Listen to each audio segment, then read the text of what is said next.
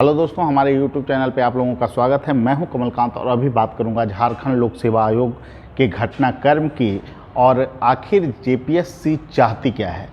सबसे बड़ी मुद्दा ये है कि जेपीएससी ने जो रिजल्ट जारी किया उसमें एक ऐसा शब्द लिखा है जिसको लेकर मामला और भी पेचीदा हो सकता है और ये मामला कोर्ट में जा चुका है।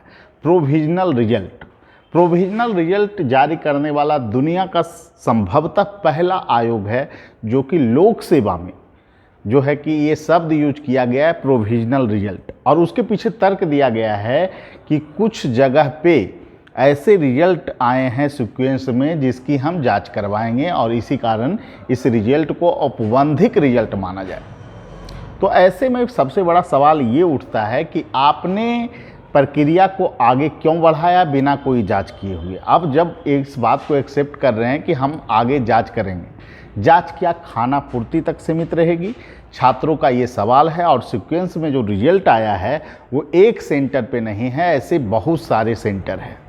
हम बात करेंगे जो छात्र पास हैं इस परीक्षा में वो भी काफ़ी परेशान हैं, क्योंकि ये आयोग का जो कारनामा है वो कहीं ना कहीं परीक्षा को लटकाती हुई दिखाई पड़ रही है और इसका बुरा प्रभाव झारखंड के छात्रों को पड़ना तय है।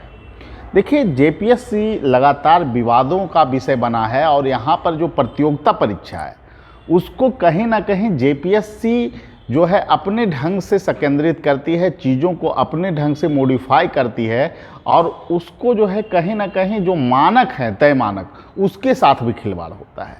दो तीन चीज़ें हैं जो इस रिजल्ट को फंसा सकता है और ये रिजल्ट जो है कि पूर्णतः कहीं ना कहीं जो है कि जो मापदंड थे उसको ताक पर रखकर जारी किया गया है। इसके पुष्ट प्रमाण हैं। पहला जो गलती है वो प्रोविजनल रिजल्ट को लेकर है। दूसरा गलती है आयोग के द्वारा जो कहा गया था कि समेकित कटअप जारी किया जाएगा। ऐसा कुछ भी नहीं हुआ है। हर एक कैटेगरी के लिए अलग अलग कटअप तैयार किया गया है और इसके कारण जो है कहीं ना कहीं नोटिफिकेशन का ही उल्लंघन कर दिया गया है और ये मामला कोर्ट में निश्चित रूप से उठेगा और ये रिजल्ट कितना पेंडिंग होगा इसके बारे में आकलन कर पाना भी कठिन है।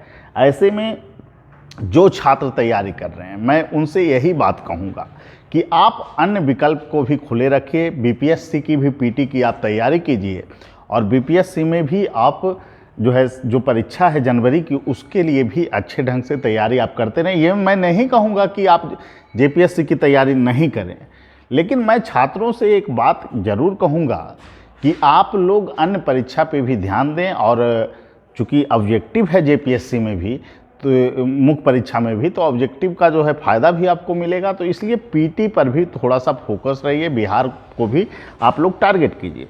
सबसे बड़ी बात और लापरवाही वाली बात जो है जेपीएससी के द्वारा अभी तक कोई स्पष्टीकरण नहीं दिया गया है कि ये परीक्षा कब होगी।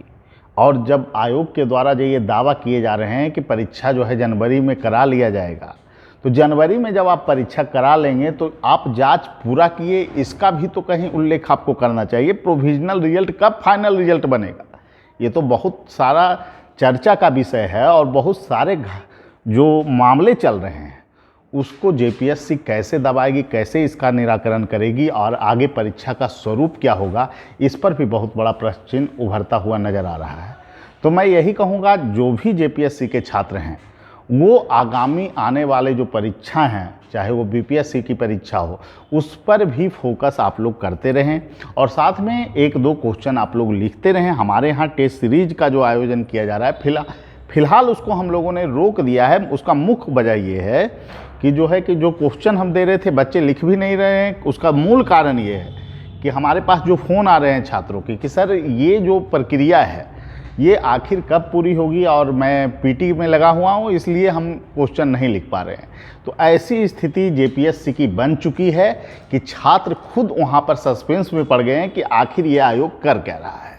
देखिए, आयोग के खेला जो आयोग ने किया है उसमें फंसता हुआ है युवा का भविष्य और ऐसे में सारा जो मुख्य किरदार है वो सरकार निभा रही है, क्योंकि सरकार जो है कहीं ना कहीं अपने पत्ते को नहीं खोल रही है और बोल रही है कि ये संवैधानिक संस्था है। देखिए, संवैधानिक संस्था तय मानकों पर ही परीक्षा आयोजित कर सकती है, उसे किसी प्रकार का विशिष्ट अधिकार नहीं है। तो ऐसे में आरक्षण की पॉलिसी में कैसे परिवर्तन कर दिया गया, इस पर भी एक बहुत बड़ा प्रश्न चिन्ह उभरता है। उसके बाद जो सबसे बड़ा जो मुद्दा है कि बहुत सारे लोगों का दावा है कि जो सीक्वेंस में रिजल्ट है कहीं ना कहीं करप्शन की ओर इशारा करता है।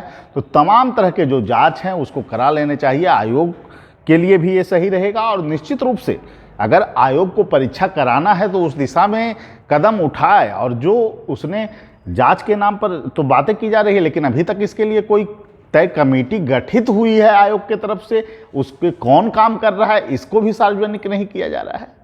तो ये सभी जो मुद्दे हैं वो कहीं ना कहीं छात्रों को दिग्भ्रमित कर रहे हैं कि आखिर जेपीएससी का भविष्य क्या है, 7 जेपीएससी में आखिर आगे कितनी लंबी प्रक्रिया चलेगी, इसको कह पाना भी मुश्किल है।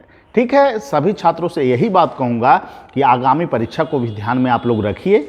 और निश्चित रूप से जो सरकार है अभी हेमंत सरकार, उनको इस मुद्दे पर ध्यान देना चाहिए कि आखिर जेपीएससी इतनी मनमानी कर क्यों रही है।